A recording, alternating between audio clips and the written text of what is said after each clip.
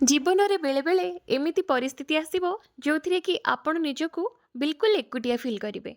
आपनको लागिबो जे आख पाखरे केही नांती, आपणको पाई केही छिडा हो नांती।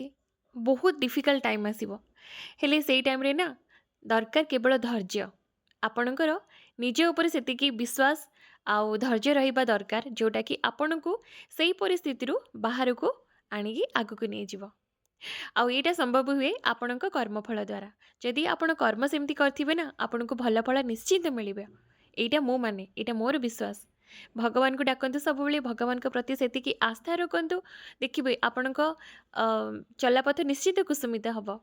आपणक पई बहुत लोक थिबे जो माने आपणको देखि ईर्ष्या करुथिबे, हिंसा करुथिबे, आपणको बराबरी आपणक सहित न करि पारिकी आपणको सब बेले गोड़ टाणुथिबे आपणकर। चेष्टा करुथिबे सब बेले जे आपणको समस्तक आगे बेइज्जत करिवे, आपणको हैरान करिवे, आपणको बहुत प्रकारर असुविधार सम्मुखीन करबाकू पकेई देबे। ए सब देखि देखि कि ना मଣିଷ बेले बेले माने वितृष्णा आसी जाए गोटे कि नाଇଁ ମୁଁ ନିଜ ପାଇଁ କି ମୁଁ ନିଜେ କାଫି ନିଜର ମୁଁ ସବୁକିଛି ନିଜେ ହିଁ କରିପାରିବି। ଆଗକୁ ବଢ଼ିବାର ଅଛି ମୋତେ ନିଜକୁ ଆଗକୁ ଆସିବାକୁ ପଡ଼ିବ। କେହି ମୋତେ ଆଗକୁ ନେବେନି ସମସ୍ତେ ଗୋଡ଼ଟା ନିଶ୍ଚିନ୍ତ ଟାଣିବେ।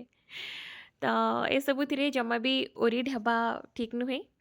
କାହିଁକି ନା ଭଗବାନ ସବୁ ଦେଖନ୍ତି ଆଉ ତାର କର୍ମଫଳ ବି ସେଇ ଅନୁସାରେ ଦିଅନ୍ତି।